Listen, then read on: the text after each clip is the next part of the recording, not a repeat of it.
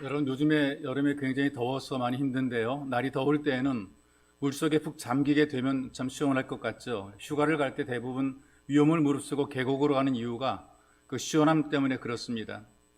산행을 하다 보게 되면 굉장히 더울 때가 있거든요. 힘들 때에 차라리 비라도 와서 흠뻑 젖으면 좋겠다. 어차피 땀으로 젖으니 비라도 와서 비에 젖으면 좋겠다. 이제 그런 생각을 하게 되죠. 요즘에 갑자기 그 호우로 서울과 중부, 그다음에 강원, 요즘에 남부 지역까지 물에 잠깁니다. 차가 떠내려가고요. 그다음에 건물이 무너지고 사람들이 죽습니다. 산이 무너지게 되고 이재민이 발생하는 천재지변이 일어나게 됐죠. 이때 비가 온다라고, 비가 왔으면 좋겠다라고 말하게 되면 정말 역적이 될 수밖에 없는 그런 분위기가 만들어졌습니다. 잘못 잠기게 되니까 모든 걸 못 쓰게 만들어 버려요. 그러니까 물이 들어오게 되면 다 못 쓰게 만들어지게 되는 거죠. 어떤 분이 이런 말 하더라고요. 불이 나게 되면 숟가락 젓가락은 건질 수 있는데 홍수가 나게 되면 모든 걸 다 쓸어가 버린다. 남는 게 없어지게 되는 것이고요. 남아있는 것도 다 못 쓰게 되는 것이죠. 우리가 이 땅에 살아가면서 하나님의 은혜에 잠기게 되면 다 살아납니다. 쓰러지고 무너진 것들이 세워지게 되고 다 쓰여지게 되고 생기 있게 되고 그리고 다 생명력 있게 세워지게 되는 것이죠. 우리가 사는 이 세상살이가 참 고달프고 힘들어요. 사는 게 피곤할 때가 많습니다. 그러나 은혜에 잠겨 살게 되면 그래도 살만합니다. 하나님의 은혜를 힘있게 되면 그래도 살만하는 삶을 살게 되는 것이죠.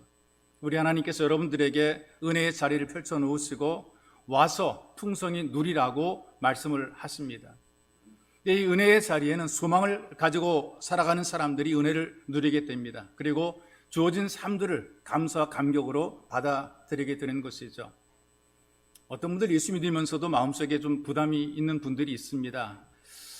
기도하고 예배는 드림에도 불구하고 이 마음에 부담스럽죠. 뭔가 해야 되고 그다음에 또 뭔가 압박을 받는 그런 영적인 압박들이 있고 환경적인 압박들이 있죠. 자유로움이 주어져야 되는데 자유로움이 아니라 오히려 매이는 듯한 느낌을 받을 때가 있습니다. 그런데 하나님의 은혜가 우리에게 임하게 되면, 우리가 은혜 속에 잠기게 되면 그 모든 일들을 즐거이 감당하게 됩니다. 쉼이 있고 누림이 있어지게 되는 것이죠. 왜냐하면 예수님께서 우리에게 다가오시는데 바로 그 예수님이 우리에게 가장 귀한 은혜 자체입니다. 예수를 경험하고 예수를 만나고 예수를 누리게 되면 이 땅에서 경험하지 못한 정말 신비하고 새로운 은혜를 누리게 되는 것입니다. 예수님이 다 우리를 위해서 불행과 저주의 대가를 다 지불했어요. 우리들에게는 행복을 누리라고 말씀하셨고 풍부를 누리라고 우리에게 말씀을 하셨단 말이죠. 그렇기 때문에 누구든지 진짜 예수를 믿게 되면, 예수의 은혜를 누리게 되면 우리는 예수님께서 말씀하신 이 풍부함을 누리게 되는 것입니다. 흑인 여성으로 그 세계 외교가와 그다음에 세계 군대를 움직였던 그 사람이 있습니다. 콘디라고 하는 애칭으로 불려졌는데요. 콘돌리자 라이스라고 하는 전 미국 국무장관인데요. 이 부시 대통령이 재선이 되자마자 백악관 안보 담당 보좌관이었던 콘돌리자 라이스를 국무장관에 임명을 했어요. 대통령의 오른팔 역할을 하게 되는 것이죠. 그래서 세계 분쟁이라든가 미국의 안보가 누구에 의해서 움직여지느냐, 이 콘디라고 하는 이 흑인 여성에 의해서 움직여질 정도입니다. 안보 담당 보좌관이 어떤 사람이냐 하면 월남전을 끝냈던 헨리 키신저라든가 브레진스키 같은 세계의 똑똑한, 정말 천재 같은 똑똑한 사람들이, 또 정치력 있는 사람들이 앉았던 자리란 말이죠. 근데 이 부시 대통령이 재선되자마자 파월 국무장관을 후임으로 라이스 여사를 국무장관에 임명을 했어요. 미국 역사상 최초의 흑인 여성 국무장관이 된 것이죠. 이 콘디에 대한 전기를 제가 읽어봤는데요. 이 조상들이 흑인으로서 노예입니다. 고조 할머니, 그 다음에 할아버지 모든 백인 가정의 노예였다 그래요. 그러나 할아버지가 그 목사님이셨습니다. 감리교 가정에, 목사님 가정에 태어났고, 할아버지도 목사님이셨고 아버지도 목사님으로 대를 이는 목회자 가정에서 태어났죠. 목사이신 아버지께서 딸에게 신앙과 함께 꿈과 비전을 심어줍니다. 그래서 이 콘돌리자 라이스가 10살 때에 이 부모가 자녀를 데리고 선교 여행을 가는 거예요. 비전을 위한 비전 여행이라고 볼 수가 있어요. 비전 트립이라고 얘기를 하게 되는데요. 워싱턴 DC에 가게 되었을 때에 아버지가 멀리서 백악관을 보여줍니다. 근데 그때 이 피부 색깔 때문에 백악관에 들어가지 못하고 바깥에서만 구경을 할 수밖에 없었어요. 근데 그때 이렇게 이야기를 했다 그래요. 나는 언젠가 저 안에 들어가서 일을 할 겁니다. 그 어린 나이에 어린 소녀의 마음속에 그 피부 색깔 때문에 들어가지 못한 저 백악관을 나는 갈 겁니다. 내가 어른이 되어서 나는 거기에 갈 겁니다.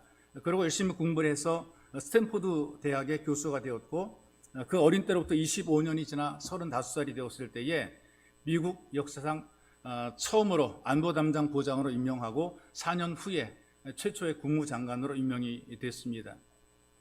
사람들이 이렇게 평가하더라고요. 불리한 조건 속에서 하나님의 은혜를 누리며 살아왔기 때문에 꿈을 이룰 수 있었다. 그는 신앙의 가정에서 신앙을 붙잡고 그는 이겨낸 것이란 말이죠. 그 마음속에는 하나님이란 기대, 그 소망이 있었기 때문에 이 은혜를 누리면서 그는 결국 그 꿈을 이뤄내게 된 것이죠. 지금부터 한 2600년 전에 바벨론의 느부갓네살 왕이 예루살렘을 침략을 하게 되어 많은 그 문물들을 약탈해 갖고 1만 명의 젊은이들, 똑똑한 젊은이들을 포로로 붙잡아 갑니다.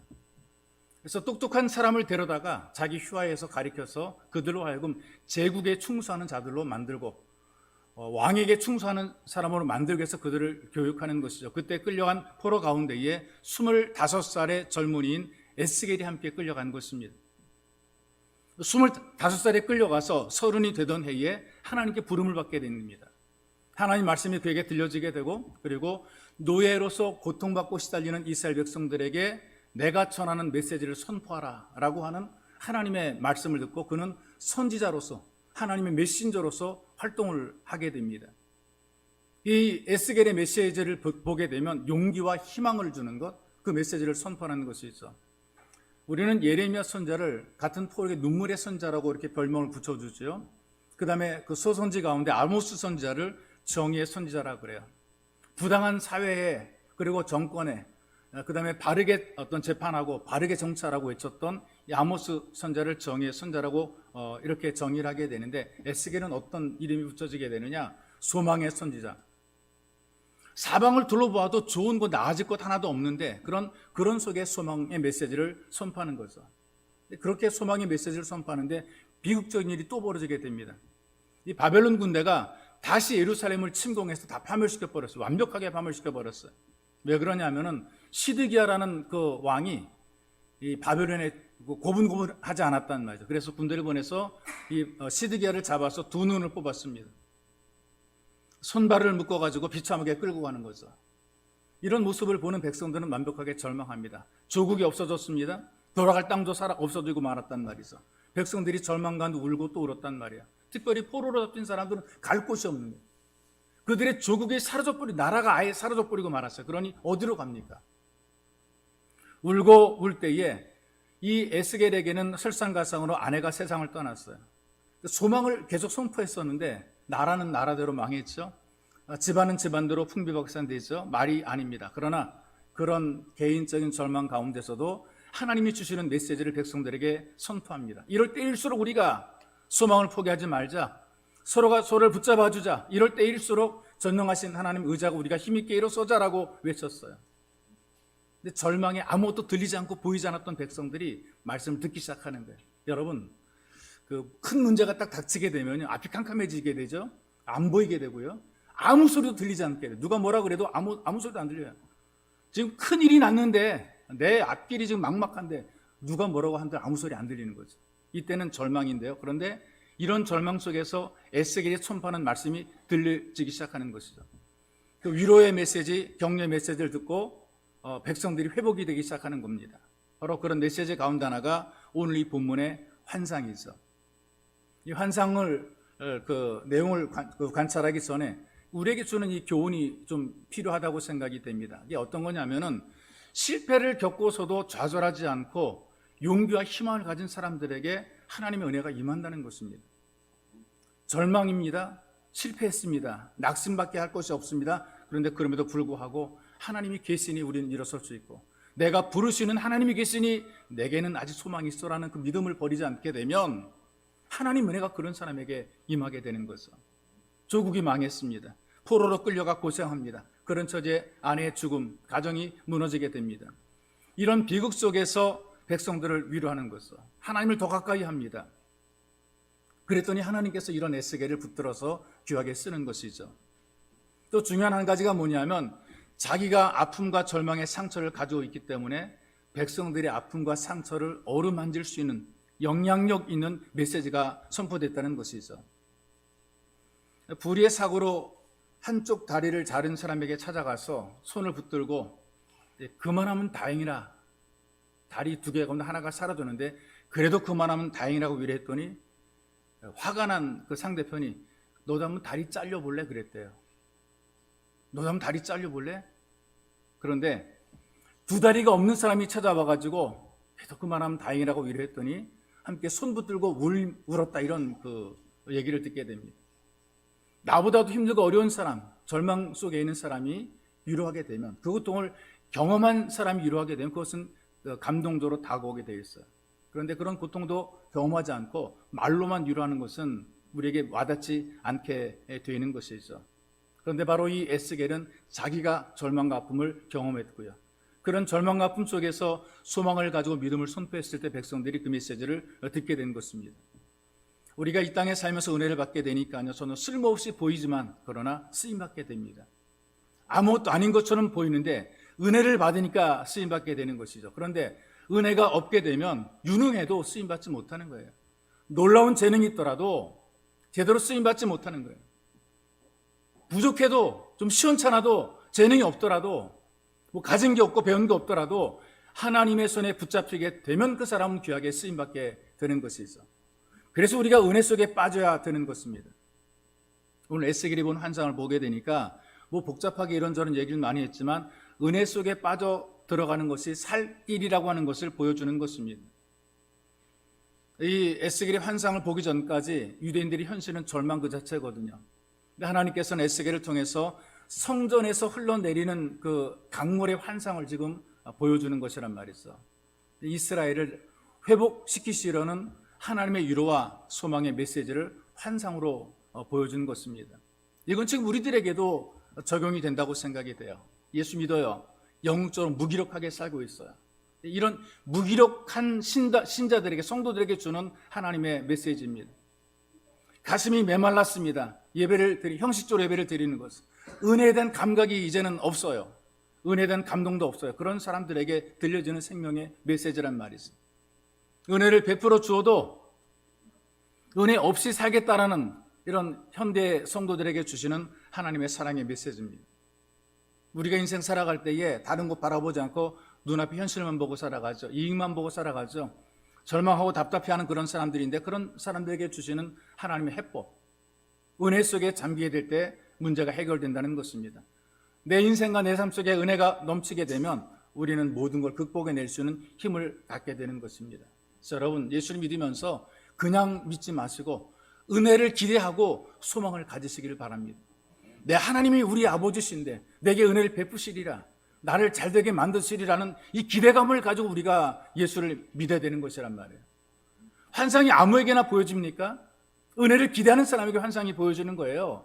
소망이 있는 사람에게 이 잘된다는 이 환상이 보여지게 되는 것이란 말이죠. 지금 이 에스겔이 하나님의 사자에 이끌려서 성전에 들어가죠. 성전에서 물이 막 펑펑 쏟아지기 시작합니다. 성전에 막 물이 가득 고입니다. 걸어보러 가서 걷습니다. 걸어봤더니 발목까지 물이 찰랑찰랑 거리죠. 점점 물이 차오릅니다. 사방에서 물이 쏟아져 내리죠. 그리고 물이 점점 차올라서 성전에 가득하게 되죠. 그리고 나중에는 헤엄치지 않고서는 건너지 못할 커다란 강물이 됩니다. 그리고 성전을 한 바퀴 휘감아 돌더니 사막을 향해서 흘러나는 거예요. 이 사해바다에 도착하니 죽었던 사해바다가 살아났다. 좀 더 그 뒤 읽어보니까 그렇게 그 환상을 보고 있어요. 고기들이 펄떡거리며 뛰어놀고 있어요. 사해는 생물이 살 수 없는 곳인데 거기에 고기들이 막 뛰어논단 말이죠. 사막을 지나서 다시 돌아오는데 보니까 사막에 숲이 우거져 있습니다. 막 열매들이 주렁주렁 맺혀 있단 말이죠. 에스겔이 지금 생생하게 이런 체험들을 지금 하고 있어, 보고 있는 거예요. 느끼고 있는 것이란 말이죠. 이걸 바라보면서 백성들에게 소망을 노래하고 소망을 선포하는 것이죠. 하나님께서 이제는 우리를 회복시키시리라. 그리고 다시 세우신다는 시그널, 하나님의 사인. 이렇게 그냥 우리를 두지 않으실 거야. 우리를 세우실 거야. 우리를 회복시킬 거야라는 하나님의 사인을 지금 받게 된 것입니다. 이제 뭔가 우리는 시작할 수 있다라는 소망이 생기는 것이죠. 예루살렘 성전에서 물이 흘러 강이 되는데요, 실제 이 예루살렘은 강이 없어요. 고지대거든요. 강이 있을 수가 없어요. 성전에서 강이 흘러 그물이 사막을 통과하고 사해까지 이뤄서 죽은 사해 바다를 살렸다는 이 말씀은 실제가 아닌 상징입니다. 어떤 의미를 담고 있는 것이란 말이죠. 사는 재미가 없습니다. 그런 인생에게 활력을 주고 무능한 인생에 능력을 주는 것이 바로 물입니다. 살아보려고 수고해도 사방이 막혀 있어요. 사막입니다. 살 길이 없어서 답답한 인생에 필요한 것도 바로 물입니다. 애쓰고 수고하고 아무리 거두는데 거두는 것이 없고 절망적인 현실에서 열매를 거둘 수 있게 만드는 것도 물입니다. 죽음으로 가는 인생들을 건져내 하나님의 나라의 백성을 삼을 수 있는 것도 바로 물입니다. 이게 어떤 것이냐? 우리에게 주어진 은혜를 의미하는 것인데, 이 물은 다른 것이 아니라 예수님께서 우리를 위해 흘려준 골고다 보혈의 능력을 의미하는 것이죠. 예수님이 흘리신 십자가 위에서 물과 피를 다 흘렸다라고 말씀하시는데, 바로 이 예수님이 골고다에서 흘리신 바로 이 보혈의 능력이 우리 모든 사람들을 살려내는 생수의 강이 되는 거죠. 예수의 십자가를 의지하는 사람은 결코 버림받지 않게 되어 있습니다. 보혈의 은총에 씻겨진 영혼들은 죄 사함의 은혜를 누린다라고 찬송으로 고백하고 경험한 사람들이 고백을 하고 있어요. 예수의 보혈을 통해서 하나님의 자녀가 되는 권세를 가지게 되는 것이죠. 지금도 예수의 보혈이 세상의 한가운데를 힘있게 흘러가고 있습니다. 이 보혈의 능력과 보혈의 은혜를 믿음으로 우리 모든 사람들은 살아나게 되는 것입니다. 그리고 또 하나님 백성을 살려낼 수 있는 이 생수는, 이 물은 어떤 것이냐? 성령입니다. 누구든지 성령이 아니고서는 예수를 그리스도라고 시인할 수 없다라고 성경이 예리하고 있어요. 여러분, 우리가 성령의 감동이 없이는 절대로 하나님의 자녀의 권세를 얻을 수 없고 예수를 예수님이라고 고백할 수 없게 되는 겁니다. 그리고 이 성령이 아니고서는 우리가 인생의 목마름을 해결할 수 없게 되는 것이 있어. 우리는 잘 모릅니다. 그러나 시간이 지나게 되면 알게 될 겁니다. 아, 내가 예수 믿게 된 것이 하나님의 은혜였다. 내 마음에 감동을 주어서 교회를 가게 하고, 내게 사람을 보내어서 예배를 드리게 만들고, 내 마음에 감동을 주어서 예수를 믿음으로 고백하게 하고, 2000년 전에 죽은 그 예수가 지금의 나의 구주가 된다는 확신을 갖게 만들어주는 이 기적의 역사는 바로 성령의 역사가 되는 것이죠. 그리고 이 십자가 보혈의 은총과 성령의 생수는 제단에서부터 흘렸다. 다시 말하게 되면 예배 현장에서부터 이런 일들이 만들어지게 된다는 것입니다. 여러분, 예배의 자리를 떠나서 하나님의 은혜를 발견하는 것이 굉장히 어렵습니다. 어떤 예배의 자리든지 예배의 자리를 찾는 게 참 중요해요. 두세 사람이 모이는 농촌 교회도 가능합니다. 예배당이 없어서 길거리에서 모일 수 있습니다. 그러나 거기도 모이게 되면 하나님의 은혜가 거기에 임하게 되는 것이죠. 모든 시설이 갖춰진 현대의 교회에 모여서 예배를 드려도 역시 하나님의 은혜가 머물게 되어 있습니다. 중요한 것 한 가지는 뭐냐? 성도가 모이는 예배의 자리가 살아계신 하나님이 역사하시는 자리, 그리고 우리 모든 성도들이 은혜 받는 자리가 되는 것입니다. 때로 교회가 별것 없어 보이기도 하죠.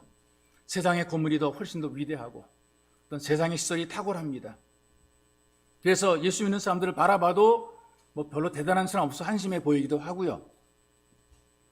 때로는 교회의 모습을 보거나 예수 믿는 사람 보게 되면 답답하고 속상하고 도대체 저 사람들이 어떻게 예수 믿는 사람들인가라고 생각이 되어서 멀미가 나기도 하죠. 예수 안 믿는 사람들이 바라볼 때도 교회가 왜 그래 그러는 사람들이 있고요. 예수 믿는 우리가, 같은 예수 믿는 우리가 바라볼 때도 도대체 예수 믿는 사람이 왜 그래라고 할 때가 있단 말이죠. 그래서 우리는 멀미가 나요. 정말 진저리 치고 싶은 그런 현장이 만들어지기도 해요. 네, 여러분 살아가시면서 멀미 좀 해보셨습니까? 차 멀미도 있고요, 배 멀미도 있고, 어떤 사람 비행기 멀미도 있고 그렇단 말이죠. 멀미가 나요. 저는 배 멀미를 굉장히 심하게 합니다. 너무나 심해가지고 어떤 때는요, 그 뒤에 화장실에 얼굴을 받고 거기다 토한 그런 기억도 있어요. 못 견디겠어 뒤에 가가지고 화장실에 문 열고 거기다 얼굴을 박았던 그런 기억이 있는데요. 그렇다고 해서 제가 그 배에서 뛰어내리진 않습니다. 아무리 멀미가 나 죽을 것 같아도 안 뛰어내리는 거란 말이죠. 여러분, 우리가 주님의 이름으로 세워진 교회, 모이는 교회, 여전히 영적으로 구원의 방주예요. 교회가 흠이 많죠. 이런 흠 많은 교회에 흠 많은 우리가 왔으니 교회가 어지럼증이 있어요. 멀미 나요. 만족하지 못하기도 하고 왜 그럴까 답답하기도 하고. 그러나 여러분, 그렇다고 뛰어내리는 사람 없잖아요. 차에서 뛰어내리고 배에서 뛰어내리고 비행기에서 뛰어내리는 사람 없지 않습니까? 여러분, 우리가 그렇다 해서 교회에서 벗어나면 안 되는 것입니다. 만족스럽지 못하고 좀 부족하고 시원찮고 그래도 예배의 자리를 벗어나선 안 된다는 것입니다. 여기에서 우리가 하나님을 소망해야 되는 것이죠. 다니엘도 그랬습니다. 사방이 깜깜하게 막혀있던 암담한 현실이죠. 정치적으로 매장당할 위기, 자기가 지금까지 세워왔던 모든 재산 그리고 생명 다 잃을 수 있고 명예 권세 다 잃어버릴 수 있는 그런 위기 속에서 그가 바라본 것은 어떤 것이냐, 소망을 가지고 예루살렘 향해서 창문 열어놓고 하나님께 하루에 3번씩 무릎 꿇고 간절히 기도한 것입니다. 방법이 없기 때문에 예배자의 마음, 예배의 자세를 가지고 하나님 앞에 소망을 둔 것이죠. 사자굴의 먹이로 던져질 위기를 만나게 되는데 살아계신 하나님께서 그런 위기에서도 건져주시는 것입니다. 무슨 말이냐면 하나님과 계속 교통하려는 사람, 예배자로 하나님을 경배하는 그런 사람들에게는 하나님이 함께 하시는 게 우리에게 소망을 주는 거라고 말했어. 누구든지 예수를 믿음으로 가슴속에 은혜에 대한 소망을 품고 기대를 내려놓지 않게 되면 하나님의 은혜를 맛보는 기적을 누리게 돼 있어요. 미국의 유명한 오디션 프로 있잖아요. 아메리카 갓 탤런트라 그래가지고요. 거기에는 굉장히 다양한 어떤 재능을 가진 사람을 뽑습니다. 노래를 잘하는 사람, 그다음에 기획, 어떤 쇼를 잘하는 사람, 서커스 그런 걸 잘하는 사람. 우리나라 그 태권도 선수단들 가가지고 거기서 쇼를 한 적이 있죠. 뭔가 이 지구의 촌에서 탁월하고 대단하고 특별한 능력을 가진 사람들을 뽑아서 그들을 인기인으로 만들어 놓습니다. 거기를 통과하게 되면 사람들이 갑자기 유명해지게 되는 것입니다. 그런데 그 오디션 현장을 선택되게 간 것이 아니고요, 구경하러 왔던 아이가 있어요. 구경하러. 11살짜리 소녀 메디슨이라고 하는 그 소년인데요, 아빠랑 같이 구경하러 온 거예요, 그 오디션 현장을. 그런데 이 오디션 현장에서 어떤 일이 있냐면 이벤트가 만들어지게 되는데 참가하지 않은 사람들에게도 참가할 기회를, 한 번 정도 참가할 기회를 주는 어떤 기회냐, 쉬는 시간에 좀 노래 부를 사람 나와서 노래 불러라 이거예요. 쉬는 시간이 있어요. 쉬는 시간 되게 되면 심사위원들 바깥으로 나가고 막 그러는 그 시간이죠. 좀 다 내려놓고 좀 쉬는 시간인데요.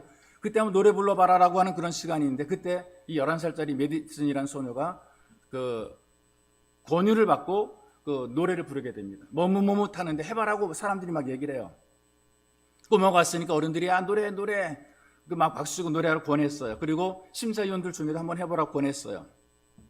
이 머뭇거리는 소녀가 연주 없이, 어떤 반주 없이 무반주로 노래를 부릅니다. 복음성가거든요. 어메이징 그레이스, 여러분들이 많이 들어보신 노래 찬양인데요.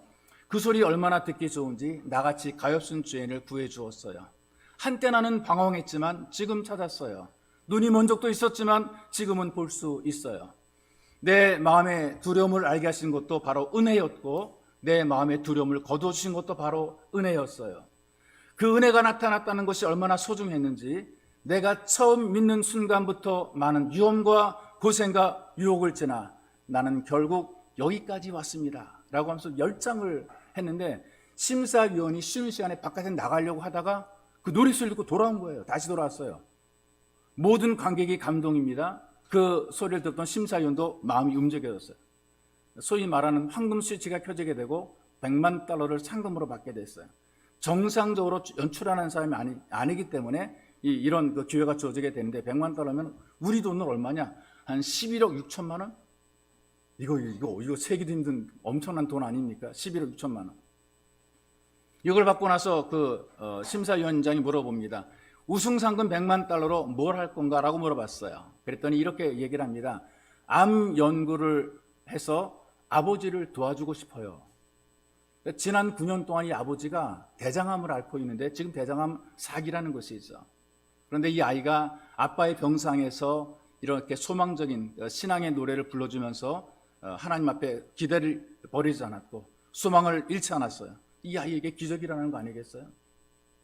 그냥 구경 왔다가 서게 되고 노래를 하게 되고, 그리고 황금 버저가 울리고, 그 다음에 11억 6천만 원이라는 거금을 받게 되고, 그리고 그렇게 아버지의 대장암 때문에 마음 졸이며 고생했던 이 11살짜리 어린 아이의 그 소원이 결국은 이루어지게 된 것이죠. 여러분, 사람들이 세상에서 기대하고 있던 이 줄이 끊어지게 되니까 뭐 돈줄이 끊어지게 되고 사람 줄이 끊어지게 똥줄이 막 타잖아요. 근데 우리 예수 믿는 사람들은 그런 것 너무 염려하지 않아도 괜찮습니다. 모든 줄이 다 끊어져도 다 망한 것 같아도 하나님과 내가 교통할 수 있는 이 한 가닥 줄만 있으면 아직은 소망이 있는 거예요.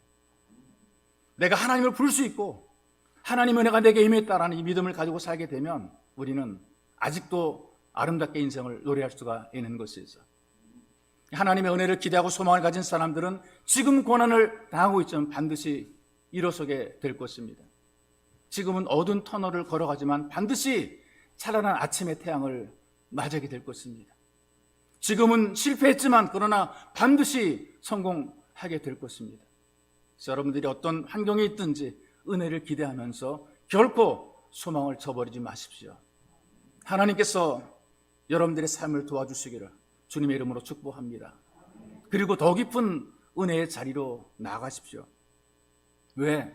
이 물의 깊이가 에스겔이 목격했던 물의 깊이가 바로 신앙의 깊이입니다. 은혜의 깊이가 되는 것이 있어. 강물이 불어납니다. 그리고 이 강물이 불어날수록 은혜를 누리는 성도와 은혜를 받는 단계를 우리가 보게 되는 겁니다. 에스겔 선지자가 주의 영에 이끌려서 성전에서 흐르는 그 물줄기를 따라가잖아요. 그 물이 발목에 찼다 그랬어요.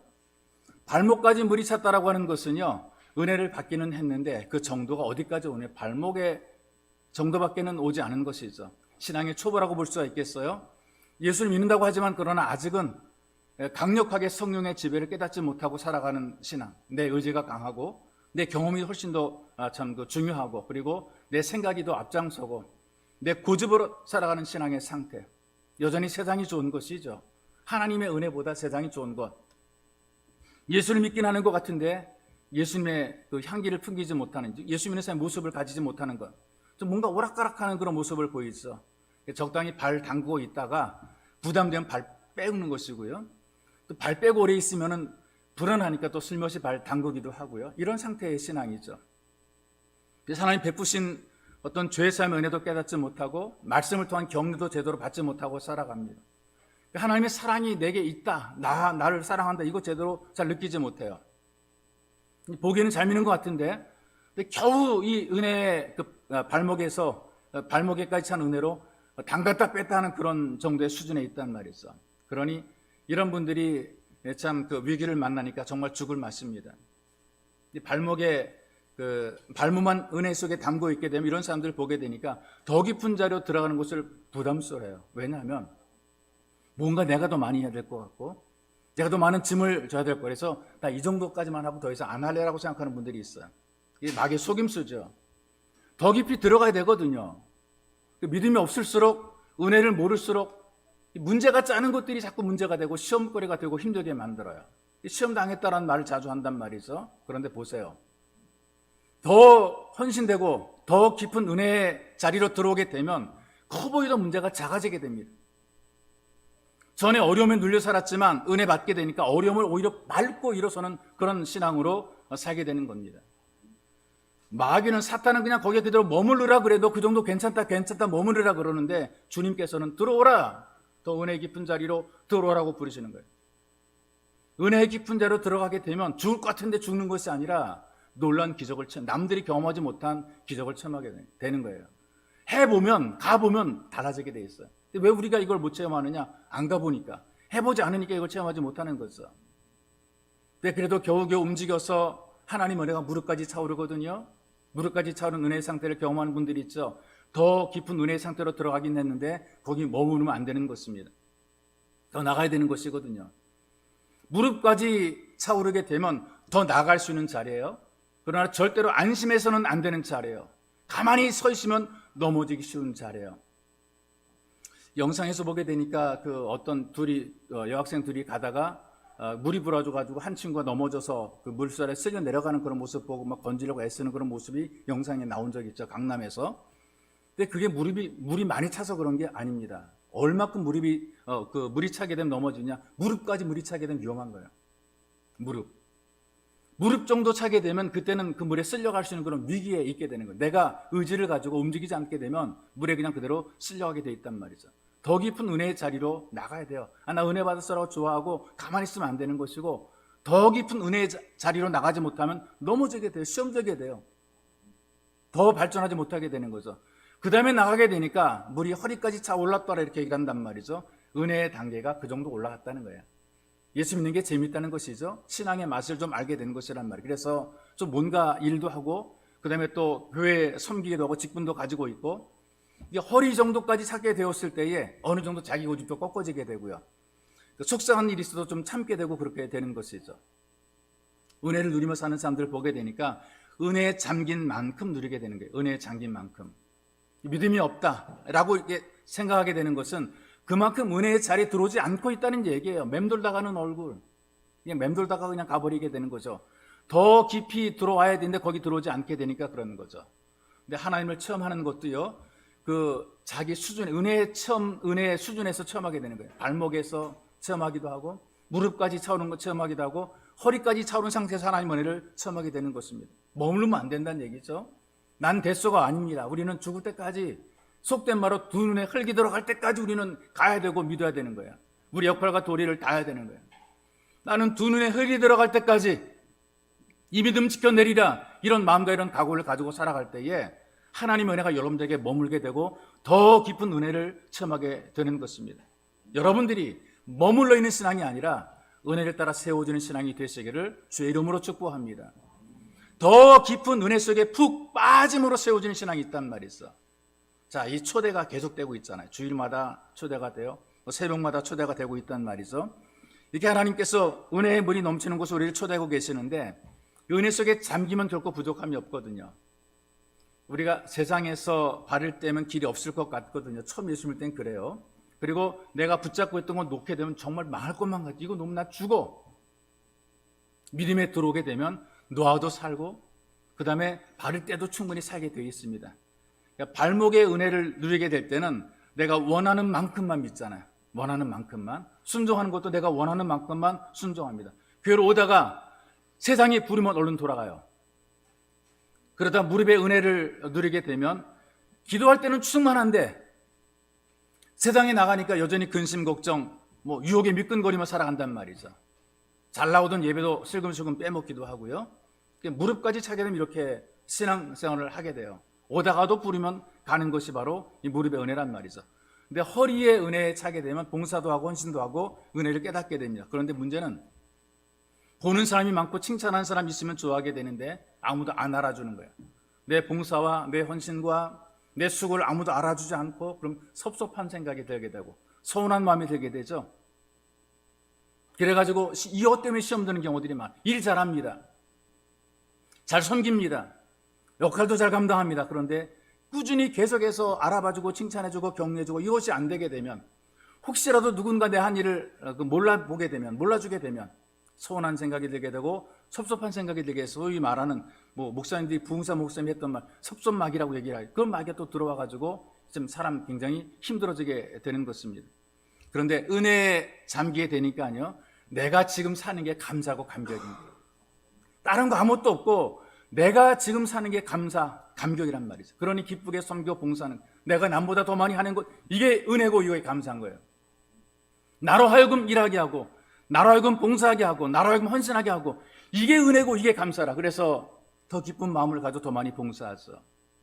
은혜에 빠지게 되니까 진수성찬 먹지 못해도 건강하게 살아갑니다. 하나님 여러분을 풍성한 자리에 인도해 가시는 것이죠. 그리고 어떤 일을 만나더라도 능히 극복해내고 우리 마음속에서 용기가 생기는 것입니다. 사는 게 즐겁죠. 하는 일을 사명으로 감당하게 되는 것입니다. 도사가 꿈이었던 분이 있어요. 도사. 좀 세상을 초월해서 좀 뭔가 좀 세상을 통찰하고 사람들 보고 좀 이렇게 살아라 저렇게 살아라 이걸 좀 해주고 싶은 그런 도사가 꿈이었던 사람이 있습니다. 하나님 만나가지고 새로운 삶을 살고 있는데 원래 이분의 가정이 신앙의 가문이거든요. 할머니가 그 유명한 부흥사와 함께 그 전도했던 그런 여전사님 출신이고요. 그 집안이 더 믿음의 집안인데, 근데 이 사람만큼은 이 종교나 신앙에 대해서 전혀 관심이 없고 가본 적도 없고 그다음에 해본 적이 없는 거예요. 핸디캡이 있어요. 어릴 때 키가 작았어요. 키가 작았는데 고등학생 되니까 훨씬 더 이게 또 스트레스가 되는 거예요. 열등감이 막 들게 되는 거죠. 그래서 어떤 생각했냐, 철학책을 읽었습니다. 불교와 도사상에 깊이 빠져들게 됐어요. 참선하고 단전호흡하고 요가 등에 심취했어요. 그러면서 본격적으로 도를 공부했어요. 그 공부는 하지 않고 학과 공부는 하지 않고 이거 하고 있게 되니까 대학에서 떨어졌어요. 그래서 그 마음속에 어떤 생각이 드니 에이 모르겠다. 뭐 세상이 뭐 별거냐. 산에 들어가 돌을 닦자. 그런 생각으로 지리산에 들어갔어요. 근데 지리산에 들어갔는데 먹을 것을 자기가 챙겨 들어갔는데 떨어졌거든요. 그 먹을 것을 조달하러 이제 서울로 이제 왔는데 서울에 왔다가 고교동창을 만난 거예요. 학창 시절에 자기보다 영어도 못하던 아이인데 미군 장교랑 막 대화를 한단 말이죠. 거기에 자존심이 상해서 이 사람이 영어 공부에 몰두하게 됩니다. 도사가 되겠다는 꿈을 잠시 접고 미친 듯이 영어 공부를 했다 그래요. 근데 그런 과정 속에 평소에 알고 지내던 그 영어관 원장에서 연락이 왔어요. 지금 강사가 그 아파서 나오지 못하고 자리가 비게 됐으니까 너 한 달만 와서 알바해라. 그래가지고 그래서 한 달 알바를 생각하고 와가지고 땜빵 강사로 이 강의를 했는데요. 6개월 강의하는 동안에 유명 강사가 됐어요. 뭐 아주 대단한 이름을 알면 다 아는 그 유명 강사가 됐어요. 이 사람이 이렇게 되니까 돈 좀 벌어야 되겠다는 꿈이 생기는 거예요. 어떻게 돈 버느냐? 이 학원들을 보니까 다 교실들, 뭐 건물들 만들고 교실들 만들고 세 내고 막 이러잖아요. 돈이 많이 들어가잖아요. 나는 그거 안 한다. 머리가 나쁘니까 당신들은 다 세 내고 이거 하는데 나는 그렇게 하지 않고 나는 카세트에 녹음해가지고 요걸 가지고 내가 강의실 없는 내가 그 강사가 되겠다 그래가지고 자기의 그 강의를 녹음해가지고요. 83년도 그 매출 목표액이 100억 원입니다. 100억. 돈 꽤 버는 거예요. 이 카세트 예전에 영어 카세트 회화 테이프 많이 막 팔리고 막 그랬잖아요. 돈 많이 벌어가지고 100억까지도 매출 목표를 세워놨는데 83년에 국세청에 사차반이 들이닥쳐가지고 30억 원이라고 하는 세금을 부과를 했어요. 근데 100억 원이 목표인데 세금을 못 내게 되니까요. 결국에는 1년 남짓 버티다가 84년에 부도가 나게 됩니다. 자기가 만들었던 그 영업체가 부도가 나게 되죠. 그 세금건으로 10년 동안 행정소송을 했어요. 그래서 93년에 대법원에서 승소 판결을 받아냈어요. 근데 뭐 합니까? 회사는 다 망해버렸는데. 10년 동안 법정 싸움 하느라고 회사는 망해버리고 마는 거죠. 이게 억울한 일이 굉장히 많아요. 이겨도 이게 남는 게 아무것도 없는 승소가 된 거란 말이죠. 그래서 이 사람이 나는 왜 이런 고난을 겪어야 되는가? 내가 공들여 모시던 하늘과 땅, 1월 성신, 미륵불, 이거 다 무기력한 거 아닌가? 그냥 굉장히 속에서 고통스러웠어요. 다시 학원의 영어 강사로 출발해가지고 유명세를 타게 되죠. 그러면서 이제 돈을 좀 만지게 되니까 두 아들 영국으로 유학을 보냈습니다. 두 가지 당부를 해서 보냈다 그러죠.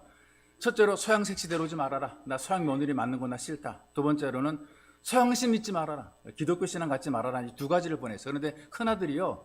영국 런던에 가서 한국 선배가 인도하는 런던의 한인교를 인도를 받았어요. 그리고 수련회 가운데 큰 은혜를 받고 성령 체험하고 완전히 신앙 고백하고 하나님의 사람이 된 거죠.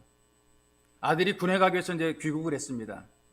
그동안 이 아들과 함께 저녁 때마다 밥 먹고 매일 종교 토론을 했다는 거예요.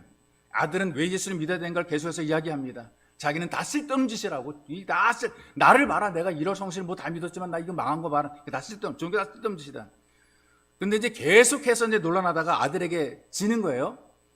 결론이 어떻게 내려졌느냐? 그래, 하나님이 살아계신다 치고, 진짜는 안 믿는데 아들놈이 하도 그러니까 그래 그렇게 치고 이제부터 성경책 읽어본다.